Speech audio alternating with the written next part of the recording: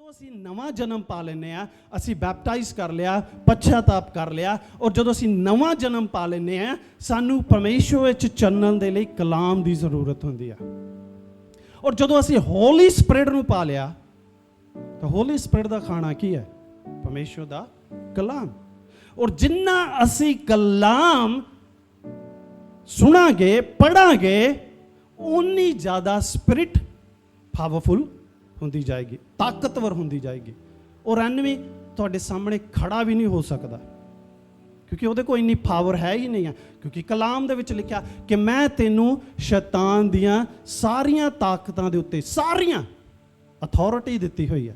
ਤੂੰ ਸੱਪਾਂ ਦੇ ਸਪੋਲੀਆਂ ਦੇ ਵਿੱਚ ਰਹੇਗਾ, ਪਰ ਕੋਈ ਹਾਮ ਤੈਨੂੰ ਨਹੀਂ ਹੋਏਗਾ। ਹੁਣ ਇਹ ਕਿੱਦਾਂ ਪਤਾ ਲੱਗੂਗਾ? ਜਦੋਂ ਮੈਂ ਬਾਈਬਲ ਨੂੰ ਪੜ੍ਹੂੰਗਾ, ਜਦੋਂ ਮੈਂ ਕਲਾਮ ਨੂੰ ਸੁਣੂੰਗਾ ਕਿ ਇਹ ਮੇਰੀ ਅਥਾਰਟੀ ਹੈ। ਜਦੋਂ ਮੇਰੀ ਸਪਿਰਿਟ ਨੂੰ ਇਹ ਪਤਾ ਲੱਗੂਗਾ, ਫਿਰ ਮੇਰੀ ਜਦੋਂ ਸਪਿਰਿਟ ਨੂੰ ਪਤਾ ਲੱਗੇਗਾ, ਤਾਂ ਫਿਰ ਮੇਰੀ ਬੋਡੀ ਉੱਦਾਂ ਹੀ ਰਿਐਕਟ ਕਰੇਗੀ। ਕਿਉਂਕਿ ਜੋ ਮੇਰੀ ਆਤਮਾ ਨੂੰ ਪਤਾ ਲੱਗੇਗਾ, ਉਹ ਕਿੱਥੇ ਦਿਖਣਾ ਆ? ਉਹ ਮੇਰੇ ਸਰੀਰ ਤੇ ਦਿਖਣਾ ਆ। ਦੇਖੋ, ਜਿਹੜੀ ਆਤਮਾ ਆ ਇਹ ਵੈਲਿਊਏਬਲ ਆ।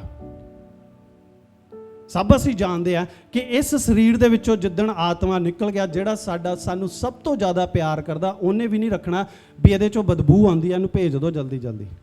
ਸੱਚਾਈ ਹੈ ਕਿ ਨਹੀਂ ਸੱਚਾਈ? ਯੈਸ, ਇਹ ਸੱਚਾਈ ਹੈ। ਜਿਹੜਾ ਮੈਨੂੰ ਕਹਿੰਦਾ ਧਰਤੀ ਦੇ ਉੱਤੇ ਕਿ ਮੈਂ ਤੈਨੂੰ ਸਭ ਤੋਂ ਜ਼ਿਆਦਾ ਪਿਆਰ ਕਰਦਾ ਆ, ਤੂੰ ਮੇਰੇ ਲਈ ਪ੍ਰੈਸ਼ੀਅਸ ਆ, ਤੂੰ ਮੇਰੇ ਲਈ ਉਹ ਆ, ਉਹਨੇ ਵੀ ਨਹੀਂ ਮੈਨੂੰ ਘਰੇ ਰੱਖਣਾ। ਉਹਨੇ ਵੀ ਕਹਿਣਾ ਜਲਦੀ ਛੱਡ ਕੇ ਆਓ, ਇਹਨੂੰ ਇੱਕ ਬਦਬੂ ਆਉਂਦੀ ਆ ਹੁਣ। ਸੋ ਵੈਲਿਊਏਬਲ ਚੀਜ਼ ਕੀ ਹੈ? ਆਤਮਾ। ਜਿਸ ਦਿਨ ਇਸ ਬੋਡੀ ਚੋਂ ਆਤਮਾ ਨਿਕਲ ਗਈ, ਇਹ ਬੋਡੀ ਮਿੱਟੀ, ਖਤਮ। ਸੋ ਆਤਮਾ ਨੂੰ ਬਣਾਓ, ਤਿਆਰ ਕਰੋ, ਆਤਮਾ ਨੂੰ ਤਕੜੇ ਕਰੋ, ਆਤਮਾ ਨੂੰ। ਬੱਚੇ ਨਹੀਂ ਬਣੇ ਰਹਿਣਾ, ਦੁੱਧ ਹੀ ਤੇ ਨਹੀਂ ਟਿਕ ਰਿਹਾ। ਅੱਜ ਤੱਕ ਮੈਂ ਕਦੀ ਹੁਣ ਹਜੇ ਤੱਕ ਗਹਿਰਾ ਹੀ ਨਹੀਂ ਗਿਆ। ਜਸਟ ਅਜੇ ਸੁਪਰਫਿਸ਼ਲ ਚੀਜ਼ਾਂ ਉੱਪਰ ਹੀ ਤੁਹਾਨੂੰ ਦਿਖਾ ਰਿਹਾ ਕਿ ਯਿਸੂ ਆ ਤੁਹਾਨੂੰ ਕਹਿੰਦਾ ਪਿਆ, ਯਿਸੂ ਆ ਤੁਹਾਡੇ ਲਈ ਕਰਦਾ ਆ, ਯਿਸੂ ਇਦਾਂ ਦਾ ਆ, ਯਿਸੂ ਉਦਾਂ ਦਾ ਆ। ਅੱਜ ਤੱਕ ਇਹੀ ਦੱਸਿਆ ਨਾ, ਹਜੇ ਤਾਂ ਡੂੰਘਾ ਗਿਆ ਹੀ ਨਹੀਂ, ਕਿਉਂਕਿ ਸਪਿਰਿਟ ਨੇ ਮੈਨੂੰ ਅਲਾਓ ਹੀ ਨਹੀਂ ਕੀਤਾ ਹਜੇ ਡੂੰਘਾ ਜਾਣ ਤੋਂ। ਹਾਲੇਲੂਇਆ। ਵਚਨ ਜੋ ਤੁਸੀਂ ਸਿੱਖਦੇ ਹੋ, ਉਹਨੂੰ ਜਾ ਕੇ ਅਪਲਾਈ ਕਰਿਆ ਕਰੋ। ਆਪਣੇ ਆਪ ਨੂੰ ਦੱਸਿਆ ਕਰੋ, ਮੈਂ ਇਹ ਸਿੱਖ ਕੇ ਆਇਆ, ਮੈਂ ਇਹ ਸਿੱਖ ਕੇ ਆਇਆ, ਮੈਂ ਇਹ ਸਿੱਖ ਕੇ ਆਇਆ। ਰਿਪੀਟ ਕਰੋ। ਇੱਕ ਵਾਰੀ ਤੁਸੀਂ ਭੁੱਲ ਜਾਓਗੇ, ਇਸ ਲਈ ਅਸੀਂ ਰਿਕਾਰਡ ਕਰਦੇ ਆ, ਉਹਨੂੰ ਪਾਉਂਦੇ ਆ ਕਿ ਤੁਸੀਂ ਜਾ ਕੇ ਸੁਣੋ, ਤੁਹਾਡੀ ਆਤਮਾ ਪਾਵਰਫੁਲ ਹੋਏ, ਤਾਕਤਵਰ ਹੋਏ। ਕਿ ਉਹ ਭੈੜੇ ਦਿਨ ਜੋ ਆ ਰਹੇ ਆ, ਉਹ ਸ਼ੈਤਾਨੀ ਕੰਮ ਜੋ ਹੋ ਰਹੇ ਆ, ਜੋ ਅੰਧੇਰਾ ਆਪਣੀਆਂ ਚਾਲਾਂ ਚੱਲ ਰਿਹਾ ਆ, ਉਹਦੇ ਸਾਹਮਣੇ ਅਸੀਂ ਤਾਕਤ ਦੇ ਨਾਲ ਖੜੇ ਹੋ ਸਕੀਏ। ਲਿਖਿਆ ਨਾ ਬਾਈਬਲ ਦੇ ਵਿੱਚ ਕਿ ਆਪਣੇ ਪੂਰੇ ਹਥਿਆਰਾਂ ਨੂੰ ਪਹਿਨੋ, ਕਿਉਂਕਿ ਜੇ ਕਿਤੇ ਵੀ ਵੀਕਨੈਸ ਦਿਖੀ, ਐਨਮੀ ਨੇ ਉੱਥੇ ਹੀ ਅਟੈਕ ਕਰਨਾ। ਹਾਲੇਲੂਇਆ। ਅੱਜ ਅਸੀਂ ਕਲਾਮ ਦੇ ਵਿੱਚੋਂ ਦੇਖਾਂਗੇ। Hallelujah, praise the Lord. ਲੂਕਾ ਦੀ ਅੰਜੀਲ। ਫਿਰ ਉਸ ਨੇ ਕਿਹਾ ਕਿ ਇੱਕ ਮਨੁੱਖ ਦੇ 2 ਪੁੱਤਰ ਸਨ, ਅਤੇ ਉਹਨਾਂ ਵਿੱਚੋਂ ਛੋਟੇ ਨੇ ਪਿਓ ਨੂੰ ਆਖਿਆ, ਪਿਤਾ ਜੀ, ਮਾਲ ਦਾ ਜਿਹੜਾ ਹਿੱਸਾ ਮੈਨੂੰ ਪਹੁੰਚਦਾ ਹੈ, ਸੋ ਮੈਨੂੰ ਦੇ ਦਿਓ। ਤਾਂ ਉਸ ਨੇ ਉਹਨਾਂ ਨੂੰ ਪੂੰਜੀ ਵੰਡ ਦਿੱਤੀ। ਥੋੜ੍ਹੇ ਦਿਨਾਂ ਪਿੱਛੋਂ ਛੋਟਾ ਪੁੱਤਰ ਸਭੋ ਕੁਝ ਇਕੱਠਾ ਕਰਕੇ ਦੂਰ ਦੇਸ਼ ਨੂੰ ਚਲਿਆ ਗਿਆ, ਔਰ ਉੱਥੇ ਆਪਣਾ ਮਾਲ ਬਦਚੱਲੀ ਨਾ ਉਡਾ ਦਿੱਤਾ। ਜਾਂ ਉਹ ਸਭ ਖਰਚ ਕਰ ਚੁੱਕਿਆ, ਤਾਂ ਉਸ ਦੇਸ਼ ਵਿੱਚ ਵੱਡਾ ਕਾਲ ਪੈ ਗਿਆ ਅਤੇ ਉਹ ਮੁਹਤਾਜ ਹੋਣ ਲੱਗਾ। ਤਾਂ ਉਹਨੇ ਉਸ ਦੇਸ਼ ਦੇ ਕਿਸੇ ਰਹਿਣ ਵਾਲੇ ਦੇ ਕੋਲ ਜਾ ਰਿਹਾ ਅਤੇ ਉਸ ਨੂੰ ਆਪਣਿਆਂ ਖੇਤਾਂ ਵਿੱਚੋਂ ਸੂਰਾਂ ਦੇ ਚਾਰਨ ਲਈ ਘੱਲਿਆ, ਔਰ ਉਹਨਾਂ ਨੂੰ ਛਿੱਲਰਾਂ ਨਾਲ, ਜਿਹੜੇ ਸੂਰ ਖਾਂਦੇ ਸਨ, ਆਪਣਾ ਢਿੱਡ ਭਰਨਾ ਚਾਹੁੰਦਾ ਸੀ, ਪਰ ਕਿਹਨੇ ਉਹਨੂੰ ਕੁਝ ਨਾ ਦਿੱਤਾ। ਪਰ ਉਹਨੇ ਸੁਰਤ ਵਿੱਚ ਆਣ ਕੇ ਕਿਹਾ, ਭਈ ਮੇਰੇ ਪਿਓ ਦੇ ਕਿੰਨੇ ਹੀ ਕਾਮਿਆਂ ਲਈ ਵਾਫਰ ਰੋਟੀਆਂ ਹਨ, ਅਤੇ ਮੈਂ ਇੱਥੇ ਭੁੱਖਾ ਮਰਦਾ ਹਾਂ। ਮੈਂ ਉੱਠ ਕੇ ਆਪਣੇ ਪਿਓ ਕੋਲ ਜਾਵਾਂਗਾ ਤੇ ਉਸ ਨੂੰ ਆਖਾਂਗਾ, ਪਿਤਾ ਜੀ, ਮੈਂ ਆਸਮਾਨ ਦੇ ਵਿਰੁੱਧ ਤੇ ਤੁਹਾਡੇ ਅੱਗੇ ਗੁਨਾਹ ਕੀਤਾ ਹੈ। ਹੁਣ ਮੈਂ ਇਸ ਯੋਗ ਨਹੀਂ ਜੋ ਫਿਰ ਤੁਹਾਡਾ ਪੁੱਤਰ ਸਦਾਵਾਂ। ਮੈਨੂੰ ਆਪਣੇ ਕਾਮਿਆਂ ਵਿੱਚੋਂ ਇੱਕ ਜਿਹਾ ਰੱਖ ਲਓ। ਜੋ ਉੱਠ ਕੇ ਆਪਣੇ ਪਿਓ ਕੋਲ ਗਿਆ, ਪਰ ਉਹ ਅਜੇ ਦੂਰ ਹੀ ਸੀ ਕਿ ਉਹਦੇ ਪਿਓ ਨੇ ਉਹਨੂੰ ਡਿੱਠਾ ਤੇ ਉਸ ਨੂੰ ਤਰਸ ਆਇਆ ਅਰ ਦੌੜ ਕੇ ਗਲੇ ਲਾ ਲਿਆ ਅਤੇ ਉਹਨੂੰ ਚੁੰਮਿਆ। ਅਰ ਪੁੱਤਰ ਨੇ ਉਸ ਨੂੰ ਆਖਿਆ, ਪਿਤਾ ਜੀ, ਮੈਂ ਆਸਮਾਨ ਦੇ ਵਿਰੁੱਧ ਅਰ ਤੁਹਾਡੇ ਅੱਗੇ ਗੁਨਾਹ ਕੀਤਾ ਹੈ। ਹੁਣ ਮੈਂ ਇਸ ਯੋਗ ਨਹੀਂ ਜੋ ਫਿਰ ਤੁਹਾਡਾ ਪੁੱਤਰ ਸਦਾਵਾਂ। ਪਰ ਪਿਤਾ ਨੇ ਆਪਣੇ ਨੌਕਰਾਂ ਨੂੰ ਕਿਹਾ ਕਿ ਸਭ ਤੋਂ ਚੰਗੇ ਵਸਤਰ ਛੇਤੀ ਕੱਢ ਕੇ ਇਹਨੂੰ ਪਹਿਨਾਓ ਅਰ ਉਹਦੇ ਹੱਥ ਵਿੱਚ ਅੰਗੂਠੀ ਅਰ ਪੈਰੀ ਜੁੱਤੀ ਪਾਓ ਅਤੇ ਪਲਿਆ ਹੋਇਆ ਵੱਛਾ ਲਿਆ ਕੇ ਕੱਟੋ, ਪਈ ਖਾਈਏ ਅਤੇ ਖੁਸ਼ੀ ਕਰੀਏ। ਕਿਉਂ ਜੋ ਮੇਰਾ ਇਹ ਪੁੱਤਰ ਮੋਇਆ ਹੋਇਆ ਸੀ ਅਤੇ ਫਿਰ ਜੀ ਪਿਆ ਹੈ, ਗੁਆਚ ਗਿਆ ਸੀ ਅਤੇ ਫਿਰ ਲੱਭ ਪਿਆ ਹੈ। ਸੋ ਉਹ ਲੱਗੇ ਖੁਸ਼ੀ ਕਰਨ। ਪਰ ਉਹਦਾ ਵੱਡਾ ਪੁੱਤਰ ਖੇਤ ਵਿੱਚ ਸੀ ਅਰ ਜਾਉਂ ਨੇ ਆਣ ਕੇ ਘਰ ਦੇ ਨੇੜੇ ਅੱਪੜਿਆ ਤਾਂ ਗਾਉਣ ਵਜਾਉਣ ਤੇ ਨੱਚਣ ਦੀ ਆਵਾਜ਼ ਸੁਣੀ। ਤਦ ਨੌਕਰਾਂ ਵਿੱਚੋਂ ਇੱਕ ਨੂੰ ਆਪਣੇ ਕੋਲ ਸੱਦ ਕੇ ਪੁੱਛਿਆ, ਭਈ ਇਹ ਕੀ ਹੈ? ਉਸਨੇ ਉਹਨੂੰ ਆਖਿਆ, ਤੇਰਾ ਭਰਾ ਆਇਆ ਹੈ ਅਰ ਤੇਰੇ ਪਿਓ ਨੇ ਪਲਿਆ ਹੋਇਆ ਵੱਛਾ ਕੱਟਿਆ ਹੈ। ਇਸ ਲਈ ਜੋ ਉਹਨੂੰ ਭਲਾ ਚੰਗਾ ਪਾਇਆ। ਪਰ ਉਹ ਗੁੱਸੇ ਹੋਇਆ ਅਤੇ ਅੰਦਰ ਜਾਣ ਨੂੰ ਉਹਦਾ ਜੀ ਨਾ ਕੀਤਾ। ਸੋ ਉਹਦਾ ਪਿਓ ਬਾਹਰ ਆਣ ਕੇ ਉਹਨੂੰ ਮਨਾਉਣ ਲੱਗਾ ਅਰ ਉਹ ਆਪਣੇ ਪਿਓ ਨੂੰ ਉੱਤਰ ਦਿੱਤਾ, ਵੇਖ, ਮੈਂ ਇੰਨੇ ਵਰਿਆਂ ਤੋਂ ਤੁਹਾਡੀ ਟਹਿਲ ਕਰਦਾ ਹਾਂ ਅਤੇ ਤੁਹਾਡਾ ਹੁਕਮ ਕਦੇ ਨਹੀਂ ਮੋੜਿਆ। ਪਰ ਤੁਸਾਂ ਮੈਨੂੰ ਕਦੇ ਇੱਕ ਪਠੋਰਾ ਵੀ ਨਾ ਦਿੱਤਾ ਜੋ ਮੈਂ ਆਪਣੇ ਵੇਲੀਆਂ ਨਾਲ ਖੁਸ਼ੀ ਕਰਾਂ। ਪਰ ਜਦ ਤੁਹਾਡਾ ਇਹ ਪੁੱਤਰ ਆਇਆ ਜੇ ਨੇ ਕੰਜਰੀਆਂ ਦੇ ਮੂੰਹ ਤੇਰੀ ਪੂੰਜੀ ਉਡਾ ਦਿੱਤੀ, ਤੁਸਾਂ ਉਹਦੇ ਲਈ ਪਲਿਆ ਹੋਇਆ ਵੱਛਾ ਕੱਟਿਆ ਹੈ। ਪਰ ਉਹਨੇ ਉਸ ਨੂੰ ਆਖਿਆ, ਬੱਚਾ, ਤੂੰ ਸਦਾ ਮੇਰੇ ਨਾਲ ਹੈ ਅਤੇ ਮੇਰਾ ਸਭੋ ਕੁਝ ਤੇਰਾ ਹੈ। ਪਰ ਖੁਸ਼ੀ ਕਰਨੀ ਅਤੇ ਆਨੰਦ ਹੋਣਾ ਯੋਗ ਸੀ, ਕਿਉਂਕਿ ਤੇਰਾ ਇਹ ਭਰਾ ਮੋਇਆ ਹੋਇਆ ਸੀ ਅਤੇ ਫਿਰ ਜੀ ਪਿਆ ਹੈ, ਪਰ ਗੁਆਚ ਗਿਆ ਸੀ ਤੇ ਹੁਣ ਲੱਭ ਪਿਆ ਹੈ। Hallelujah, praise the Lord, thank you Jesus.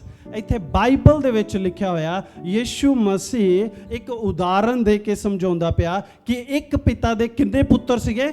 2।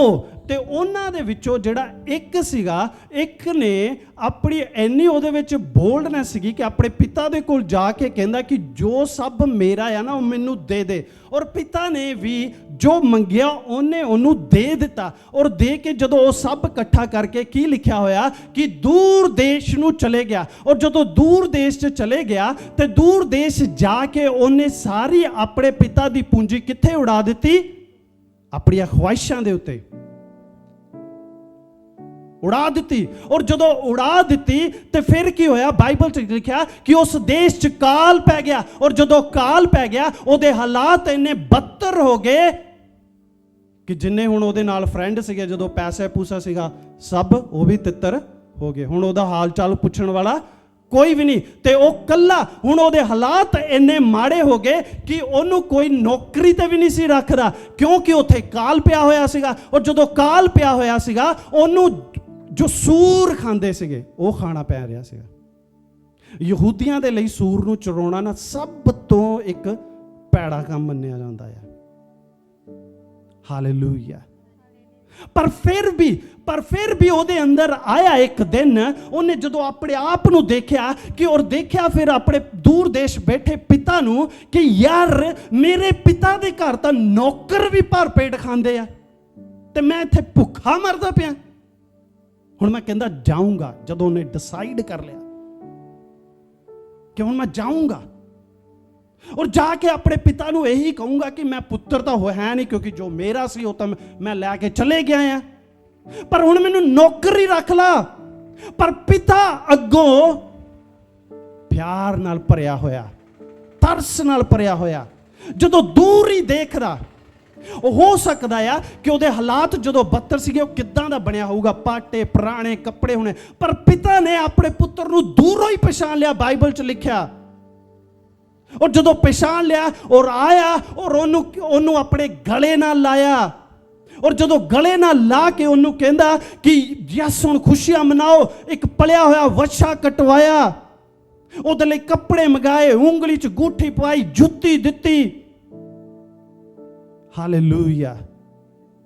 ਇਹ ਕਿਉਂ ਬਾਈਬਲ 'ਚ ਲਿਖਿਆ ਹੋਇਆ ਆ? ਇਹ ਕਿਉਂ? ਇਹ ਜੋ ਦ੍ਰਿਸ਼ਟਾਂਤ ਹੈ ਸਾਨੂੰ ਕੀ ਦੱਸਦਾ ਆ? ਕੀ ਬਾਈਬਲ ਸਾਨੂੰ ਟੀਚ ਕਰਦੀ ਆ? ਯਿਸੂ ਉੱਥੇ ਕੀ ਕਹਿਣਾ ਚਾਹੁੰਦਾ ਸੀ ਕਿ ਉਹ ਤੁਸੀਂ ਤੇ ਮੈਂ ਹਾਂ ਜਿਹੜੇ ਸਭ ਕੁਝ ਲੈ ਕੇ ਤੁਹਾਨੂੰ ਪਤਾ ਬਾਈਬਲ 'ਚ ਕੀ ਲਿਖਿਆ ਆ ਕਿ ਸਭ ਕੁਝ ਤਾਂ ਤੁਹਾਡਾ ਆ, ਕਿ ਇਹ ਮੇਰੇ ਪੁੱਤਰ ਸਭ ਕੁਝ ਤਾਂ ਤੇਰਾ ਆ।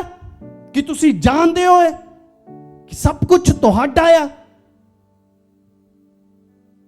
ਪਰ ਅੱਜ ਸਾਡੇ ਹਾਲਾਤ ਕਿਉਂ ਇੰਨੇ ਬੱਤਰ ਹੈ? ਅੱਜ ਦੁਨੀਆ ਦੇ ਉੱਤੇ ਕਿਉਂ ਇੰਨੇ ਹਾਲਾਤ ਬੱਤਰ ਹੈ? ਕਿਉਂਕਿ ਉਹ ਦੂਰ ਦੇਸ਼ ਜੋ ਸਾਡੀ ਧਰਤੀ ਨਹੀਂ ਹੈ ਉਸ ਦੇ ਉੱਤੇ ਬੈਠੇ ਹੋਏ ਆ।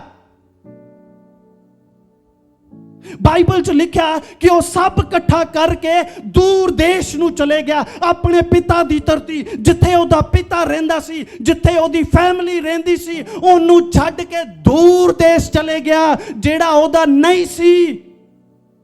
ਔਰ ਜਿਹੜੀ ਉਹਦੀ ਨਈ ਚੀਜ਼ ਸੀਗੀ, ਜੇ ਉੱਥੇ ਉਹ ਜਾਊਗਾ ਤੇ ਉਹਦੇ ਹਾਲਤ ਬੱਤਰ ਹੀ ਹੋਣਗੇ। ਅੱਜ ਇਸ ਲਈ ਸਾਡੇ ਹਾਲਾਤ ਬੱਤਰ ਨੇ, ਇਸ ਲਈ ਅਸੀਂ ਪ੍ਰੋਬਲਮ ਦੇ ਵਿੱਚ ਨਿਕਲਦੇ ਨਹੀਂ ਆ, ਇਸ ਲਈ ਅਸੀਂ ਤਾਂ ਅੱਜ ਦੁਨੀਆ ਦਾ ਹਾਲ ਦਿਨ ਪ੍ਰਤੀ ਦਿਨ ਬੱਤਰ ਹੋ ਜਾ ਰਿਹਾ, ਕਿਉਂਕਿ ਉਹ ਦੂਰ ਦੇਸ਼ ਉਸ ਧਰਤੀ ਤੇ ਬੈਠੇ ਹੋਏ ਆ ਜੋ ਸਾਡੀ ਧਰਤੀ ਹੈ ਹੀ ਨਹੀਂ ਹੈ।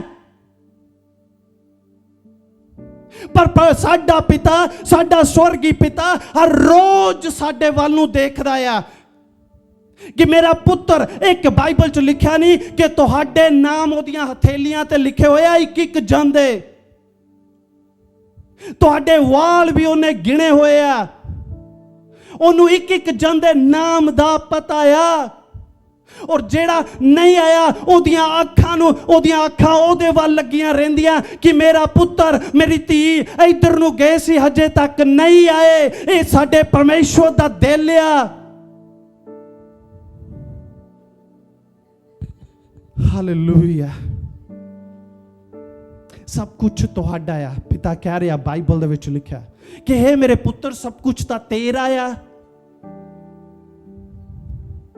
ਗਲਾਤੀਆਂ ਦੀ ਕਿਤਾਬ ਦੇ ਵਿੱਚ ਲਿਖਿਆ ਆ ਕਿ ਜੇ ਬੱਚਾ ਹਜੇ ਬੱਚਾ ਹੀ ਬਣਿਆ ਰਹੂਗਾ, ਉਹ ਹਜੇ ਗਾਈਡੈਂਸ ਦੇ ਅੰਡਰ ਹੈ ਤੇ ਸਭ ਕੁਝ ਉਹਦਾ ਆ, ਹੇਰ ਹੈ, ਵਿਰਾਸਤ ਉਹਦੀ ਹੈ, ਪਰ ਉਹਨੂੰ ਹਜੇ ਪਤਾ ਹੀ ਨਹੀਂ ਹੈ ਕਿਉਂਕਿ ਉਹ ਮੈਚੁਰ ਨਹੀਂ ਹੋਇਆ ਹਜੇ। ਤੁਸੀਂ ਕਹੋਗੇ ਜੇ ਸਭ ਕੁਝ ਸਾਡਾ ਹੈ ਤਾਂ ਫਿਰ ਸਾਨੂੰ ਮਿਲਦਾ ਕਿਉਂ ਨਹੀਂ ਹੈ? ਕਿਉਂਕਿ ਤੁਹਾਡੀ ਸਪਿਰਿਟ ਹਜੇ, ਤੁਸੀਂ ਆਪਣੀ ਆਤਮਾ ਨੂੰ ਇੰਨਾ ਤਕੜਾ ਨਹੀਂ ਕੀਤਾ ਹੋਇਆ, ਇੰਨਾ ਤੁਹਾਡੀ ਆਤਮਾ ਨੂੰ ਹਜੇ ਪਤਾ ਨਹੀਂ ਲੱਗਾ ਕਿ ਤੁਹਾਡਾ ਕੀ ਕੀ ਚੀਜ਼ ਹੈ। ਪਰ ਬਾਈਬਲ ਦੱਸਦੀ ਕਿ ਸਭ ਕੁਝ ਤੁਹਾਡਾ ਆ। ਹਾਲੇਲੂਇਆ। ਔਰ ਜਦੋਂ ਉਹ ਵਾਪਸ ਆਇਆ, ਪਿਤਾ ਨੇ ਖੁਸ਼ੀਆਂ ਮਨਾਈਆਂ। ਬਾਈਬਲ 'ਚ ਕੀ ਲਿਖਿਆ? ਪਲਿਆ ਹੋਇਆ ਵੱਛਾ ਕੱਟਿਆ। ਕਿਸੇ ਚੀਜ਼ ਦੀ ਕਮੀ ਨਹੀਂ ਹੈ ਪਿਤਾ ਦੇ ਘਰ ਦੇ ਵਿੱਚ, ਕਿਸੇ ਚੀਜ਼ ਦੀ ਕਮੀ ਨਹੀਂ ਹੈ। ਪਰ ਵਾਪਸੀ, ਕਿਉਂਕਿ ਉਹ ਦੇਸ਼ ਸਾਡਾ ਨਹੀਂ ਹੈ। ਉਹ ਐਨਮੀ ਦਿਖਾਉਂਦਾ ਆ ਕਿ ਦੇਸ਼ ਤੁਹਾਡਾ ਆ, ਪਰ ਉਹ ਦੇਸ਼, ਉਹ ਧਰਤੀ ਸਾਡੀ ਨਹੀਂ ਹੈ। ਸਾਡੀ ਧਰਤੀ ਕਿਹੜੀ ਹੈ? ਜਿੱਥੇ ਸਾਡਾ ਪਿਤਾ ਰਹਿੰਦਾ ਆ। ਹਾਲੇਲੂਇਆ। ਹੁਣ ਤੁਹਾਡੇ ਇੱਥੇ ਘਰ ਆ, ਸਾਰਿਆਂ ਦੇ ਘਰ ਹੈ, ਤੇ ਤੁਸੀਂ ਆਪਣੇ ਘਰ ਦੇ ਲਈ ਜੈਲਸ ਨਹੀਂ ਆ ਕਿ ਯਸ ਇਹ ਮੇਰਾ ਘਰ ਆ? ਤੇ ਜਿਸ ਪਰਮੇਸ਼ਵਰ ਨੇ ਸਾਨੂੰ ਬਣਾਇਆ, ਫਿਰ ਉਹ ਸਾਡੇ ਲਈ ਕਿਉਂ ਨਹੀਂ ਜੈਲਸ ਕਿ ਇਹ ਤਾਂ ਮੇਰਾ ਆ, ਮੈਂ ਇਹਨੂੰ ਬਣਾਇਆ ਆ, ਇਹ ਮੇਰੀ ਕ੍ਰੀਏਸ਼ਨ ਹੈ। ਇਸ ਲਈ ਉਹਦੀਆਂ ਅੱਖਾਂ ਤੁਹਾਡੇ ਤੇ ਲੱਗੀਆਂ ਹੋਈਆਂ ਨੇ। ਉਹ ਹਰ ਦਮ, ਹਰ ਵਕਤ ਤੁਹਾਡੀ ਵੇਟ ਕਰਦਾ ਆ। ਹਾਲੇਲੂਇਆ। ਅੱਜ ਬੱਚੇ ਨਹੀਂ ਬਣਨਾ ਅਸੀਂ, ਅੱਜ ਮੈਚੁਰ ਹੋਣਾ ਆ, ਕਿਉਂਕਿ ਸਭ ਕੁਝ ਸਾਡਾ ਆ। ਜਿਸ ਤਰ੍ਹਾਂ ਤੁਹਾਡੀ ਆਤਮਾ ਮੈਚੁਰ ਹੋ ਜਾਏਗੀ, ਤੁਹਾਨੂੰ ਮੰਗਣ ਦੀ ਵੀ ਜ਼ਰੂਰਤ ਨਹੀਂ ਪਏਗੀ। ਉਹ ਚੀਜ਼ਾਂ ਤੁਹਾਡੇ ਕੋਲ ਆਪਣੇ ਆਪ ਆ ਜਾਣਗੀਆਂ। ਸਾਡਾ ਇੱਕ ਬੱਚਾ ਨਿੱਕਾ ਹੁੰਦਾ ਆ, ਕੀ ਉਹ ਸਾਡੇ ਕੋਲੋਂ ਮੰਗਦਾ ਆ? ਜਦੋਂ ਨਿੱਕੇ ਬੱਚੇ ਆ, ਮਾਂ ਪਿਓ ਨੂੰ ਟੈਨਸ਼ਨ ਹੁੰਦੀ ਆ ਕਿ ਹੁਣ ਸਰਦੀਆਂ ਆ ਰਹੀਆਂ, ਇਹਨੂੰ ਸਰਦੀਆਂ ਦੇ ਕੱਪੜੇ ਚਾਹੀਦੇ ਆ, ਹੁਣ ਗਰਮੀਆਂ ਆ ਰਹੀਆਂ, ਇਹਨੂੰ ਗਰਮੀ ਦੇ ਕੱਪੜੇ ਚਾਹੀਦੇ ਆ। ਉਸੇ ਤਰ੍ਹਾਂ ਸਾਡਾ ਪਿਤਾ ਆ, ਉਹ ਸਭ ਜਾਣਦਾ ਆ ਤੁਹਾਨੂੰ ਕੀ ਚੀਜ਼ ਦੀ ਜ਼ਰੂਰਤ ਹੈ। ਹਾਲੇਲੂਇਆ। ਅੱਜ ਸਾਡੇ ਕੋਲ ਮੌਕਾ ਆ ਕਿ ਵਾਪਸ ਆਈਏ ਆਪਣੀ ਧਰਤੀ ਦੇ ਉੱਤੇ। ਸਾਡੀ ਕਿਹੜੀ ਧਰਤੀ ਹੈ? ਜਿੱਥੇ ਸਾਡਾ ਪਿਤਾ ਆ, ਅਬਰਾਹਮ, ਇਸਾਕ, ਯਾਕੂਬ ਦਾ ਪਰਮੇਸ਼ਵਰ ਹੈ। ਹਾਲੇਲੂਇਆ। ਯੈਸ, ਅੱਜ ਸਾਡੇ ਕੋਲ ਮੌਕਾ ਆ। ਯੈਸ, ਲੈਟਸ ਸਟੈਂਡ, ਆਪਣੇ ਪੈਰਾਂ ਤੇ ਖੜੇ ਹੋਵਾਂਗੇ।